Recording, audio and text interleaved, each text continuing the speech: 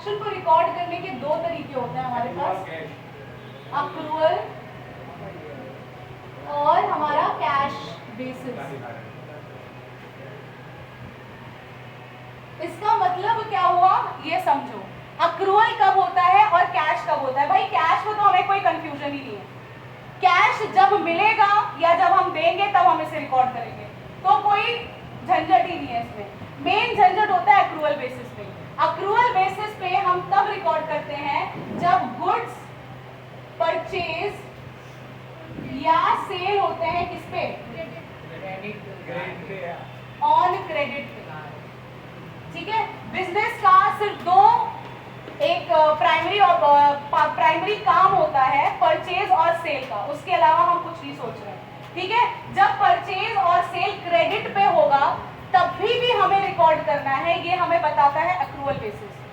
ठीक है, जब पैसे मिल रहे हैं तब हमें रिकॉर्ड करना है, ये हमें कौन बताएगा, कैश बेसिस। ठीक है, तो अब कैश बेसिस के हिसाब से एक कॉन्सेप्ट बना है आपका, वो है रेवेन्यू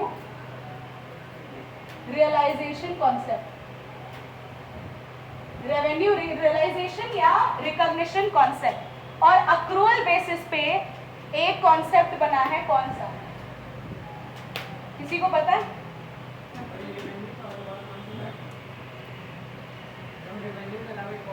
हाँ वही पूछ रही हूँ मैं, कौन सा था?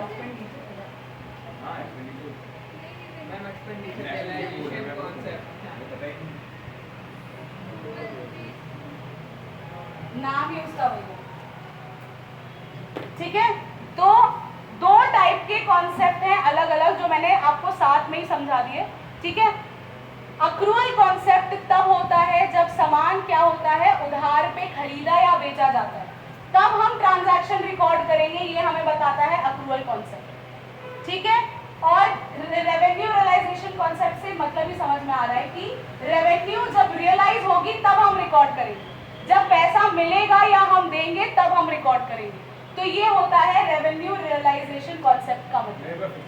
ठीक, एक और बार बता देती हूँ। ठीक है, अब एक एग्जाम्पल, मतलब तो मैंने बता दिया, एक एग्जाम्पल लेके हम सीख लेते हैं। ठीक है, 1 जैन को हमने क्या किया, गुड्स सेल किया। 1 जनवरी को हमने गुड्स क्या किया, बेचा। ठीक है, सेल किया, लेकिन क्रेडिट पे किया।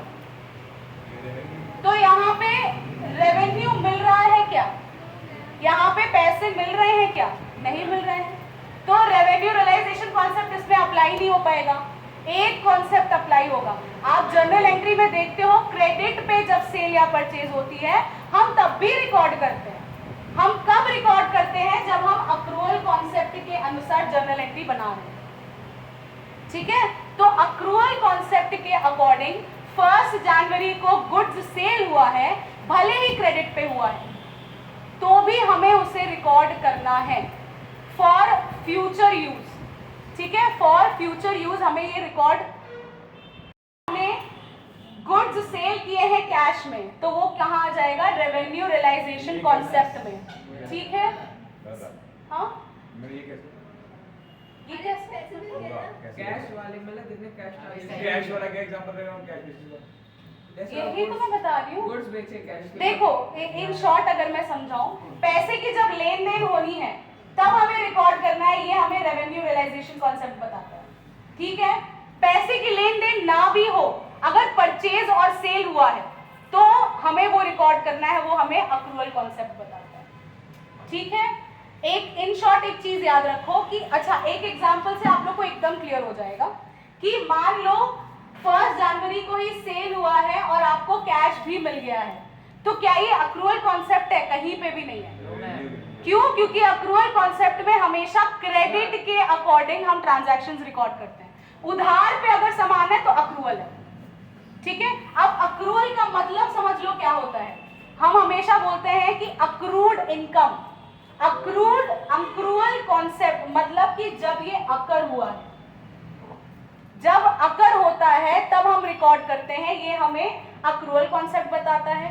जब पैसे मिलते या देते हैं तो हम रिकॉर्ड करते हैं, ये हमें रेवेन्यू रियलाइजेशन कॉन्सेप्ट बताता है। ठीक है, अब एक एग्जांपल और ले लेते हैं। अब आप लोग बताओगे कि ये कौन सा कॉन्सेप्ट है, ठीक है, थोड़ा क्लैरिटी मिल जाएगी। 31 दिसंबर को हमने गुड्स क्या किए, परचेज किए, ठीक है, ऑन कैश बेसिस।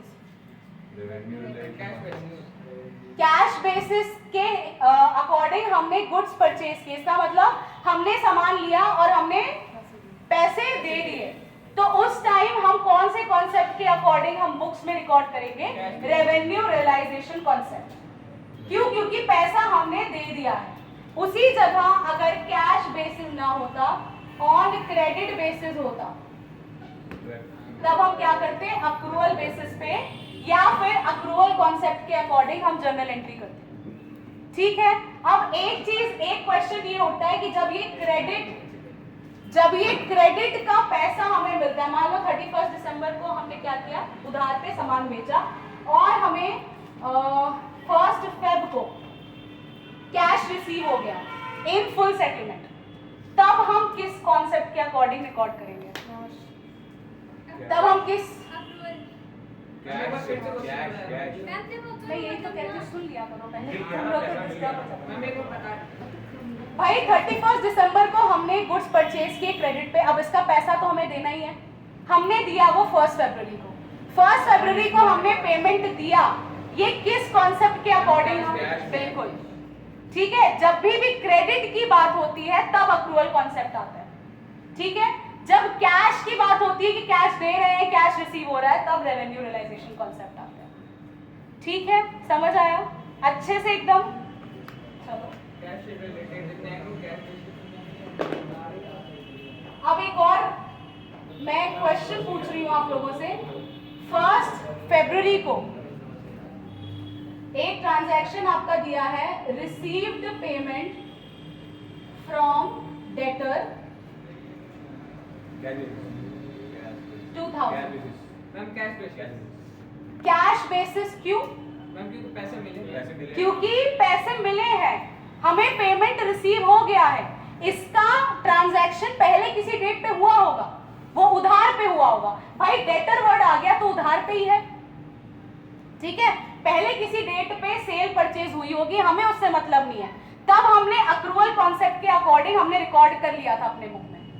लेकिन जब 1 फरवरी को हमें पेमेंट रिसीव हुई, तब जब हम ट्रांजैक्शन रिकॉर्ड करेंगे वो होगा रेवेन्यू रियलाइजेशन कॉन्सेप्ट के अकॉर्डिंग, ठीक है।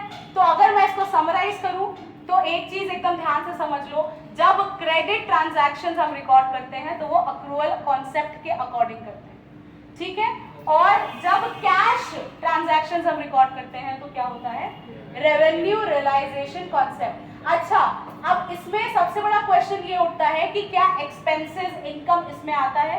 तो इसमें नहीं आता है, इसमें सिर्फ गुड्स परचेज और सेल की ही बात होती है।